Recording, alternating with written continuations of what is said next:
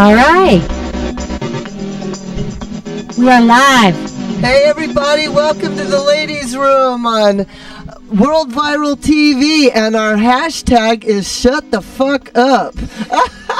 Ain't that right, Elizabeth? That's right, that's right. Well, tell us who we have tonight. We have Kirk Vatland, and we are so excited to have him all the way from Minneapolis, and he is going to be performing tomorrow at 9:30 at Herman's Hideaway, and the doors open at 8 o'clock, is that right? 7 o'clock, so you could get your cocktail. 7:30, excuse me, 7:30. Is it? And we've got some great cocktails here. We are sponsored by Smirnoff, Don Julio, Tanqueray, and Crown Royal, so you're going to have some delicious cocktails to listen to some music with Kirk Vatland. We're super excited. And I'm going to let you introduce your friend because you brought in a special guest. Yeah, this is my bro, Jason Hasty, everybody. The Hasty. Hello. Thanks for having me. Really appreciate it. And you're from Minneapolis too, huh? Yep, I came out here about 10 years ago chasing the mountains and stayed because it was so beautiful. Oh, I know. It's a hard place to leave. You either want to be here or at the beach, right, guys? Yeah. That was a scary part about moving here, was that I felt landlocked. Did you? But it actually worked in the totally opposite way. Like, I used to surf a lot and all that kind of stuff too, or grew up on the Mississippi River, so or Galveston was close by too. Oh yeah. So to move here with mountains and stuff like that's just a whole new beast, and that's inspired my music for sure now, and all the new stuff I'm writing for absolutely sure. You just took the words right out of my mouth, because I was going to ask you, did it inspire your writing to come here and be in this? It's so majestic here. Well, it's strange because I was in a band before that used to tour through here, and so that's how I knew some people, but I wasn't planning. I was planning on moving back to Los Angeles, and I had all these great plans, and I had a friend that I had met here at a show that was like, hey man, give it 6 months. And so I was like, all right, I got nothing to lose by doing it. Maybe I'll go to the mountains and write a song or something, Right. And ended up just actually everything changed, vision, everything became clearer of stuff that I wanted to do, and I didn't feel the need to have to go anywhere anymore to do what I want to do. Now, I want you to tell the listeners what kind of music you write and play, because he has a cool genre. I've always called it indie grind blues, is what I've kind of been known. And you call it mountain swamp. Yeah, I'm calling my new song's got a mountain swamp psychedelic. You know what I mean? Right. Mountain swamp. You're going to be slapping and shaking that ass. Please, all right, go ahead. Do it. Yeah, so I'm really excited about your show tomorrow night. Cool, thank you. Yeah, I got some really awesome local artists joining me too. So Jason Smith, phenomenal guitar player. The guy's fantastic. And then you have 86B, also known as Brian Brockoff. The kid is fantastic. I actually played with him at the Walnut Room last summer, and the kid's phenomenal. I'm so excited. Has a song called Bottle of Pills that's just amazing. Oh. And then there's Jason Kelly is playing as well too. So. And what does Jason Kelly do? Oh man, a great singer-songwriter. Oh really? I'm excited. This is going to be a great show. Now, you've been doing music for 20 years, you told me, right? Yeah, basically, my whole family's very, very musical, all the way back from my grandfather and so on. So, but yeah, I've been playing clubs since, 18, 19. And you're from Minneapolis, and we all know Minneapolis is like the R&B capital of the United States, pretty much. Yeah, got great funk and blues out of there, too. Prince, obviously, was... but Dylan, is from there too, so we claim it. We claim lots of the replacements. You could go on and on and on, Soul Asylum, but there's just so many other newer bands that have come out of there too. But so it's been a big movement also for alternative music as well, right? Right. Growing up, you always knew that you were schooled. You live in a really special place. Oh yeah. So the music scene there is really intense. It's a small place, but it's really active in the arts.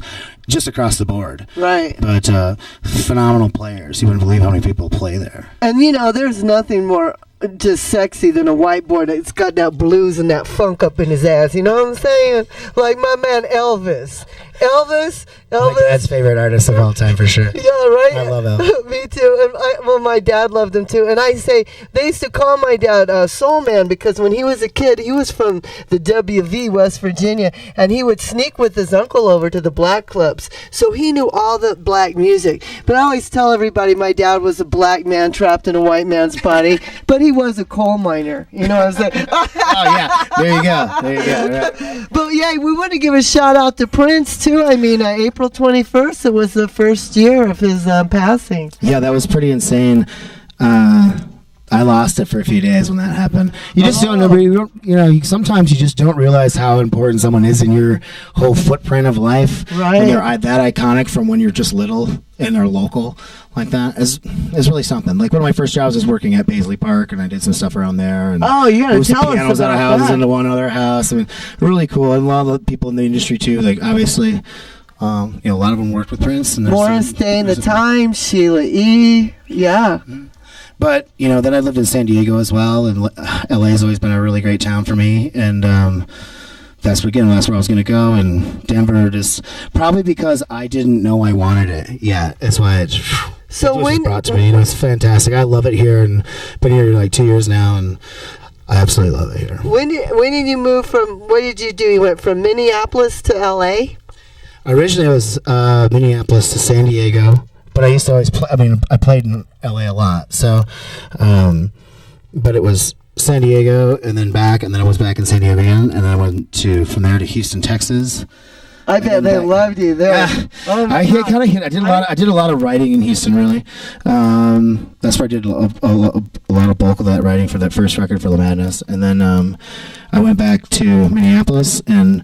I kind of just put it on a shelf for about 2 years, and I just needed to go expand my mind in other directions for a little bit, and I got into hair and all that kind of stuff, and then I'd made one song, and then that got leaked, and I found my bandmates, and before you knew it, we were touring all over, and that's how I found this place in Denver, so it worked out pretty slick. Seriously, though, he's like, Warren Beatty in that movie, remember Hairstyle? I mean, but you're the metal version. All right, okay, I'll take it. That's hot, Yeah. And you know what's cool? If you've got long hair, this is the guy you want to go see, because I'm telling you, chicks will cut your hair off, right, Elizabeth? Yeah. I don't know. I have ethnic hair, so it's hard for me. Oh my God, I've had so many chicks, PMSing, and then cut my hair. It's like, girl, come on now. If you are having a moment, you just call me and we'll reschedule. That's all I'm saying. You don't have to worry about that with these guys, Never had someone crying. Yeah, that's good. Well, I'm sure you listen. Well, and you're so creative. Now, are you a musician too? I am just a fan. Are you? Just a big fan. I love music. My brother is a producer, more in the R&B and hip-hop, and we both came from Minneapolis as well. But, oh, wow. Once I met Kurt, I was really taken by his style and the type of music he did, and I don't know if people realize just how amazing he really is. His music's really deep, and there's a really great why he writes every single song that he does. None of them are just fluff. Every song is so deep, and the growl he has in his voice, and it's just so primal and so just necessary to feel those emotions when you're going through life, because not everything's awesome, so you can kind of do you own a get label? it out. Well, you have a great stage presence. I mean, you just take me back to a Jim Morrison type. I'm sure you get compared to him a lot. Oh, well, I don't think anyone's in the realm of Jim. Jim's beyond, that's a whole other level. God bless Jim, but he's gone, and we have you, Kurt's very humble. I think He's very humble. I love watching you on stage. I love listening to you, because you're really, it's a treat for your eyes and your ears. When you watch performers, there's just some performers, like you say, that have that magic, on stage. See, I still feel that way about so many other artists, Who do you like? Who are some of your favorites? Who's all time? The Doors, for sure. Shannon, Blind Melon, I think is the most underrated band in the last 50 years. I agree. But Rival Sons are the band that just kill it for me. As of late, but there's like so many. I'm getting thrown so much more, especially being around here too. I'm being thrown so many more chances to find someone else too that I just really like, and that's a great thing. Oh yeah. People go like, what are the best bands? Usually it's, hey, the best band's a band you ain't heard yet. They're in some garage somewhere. That's true. Or Yeah.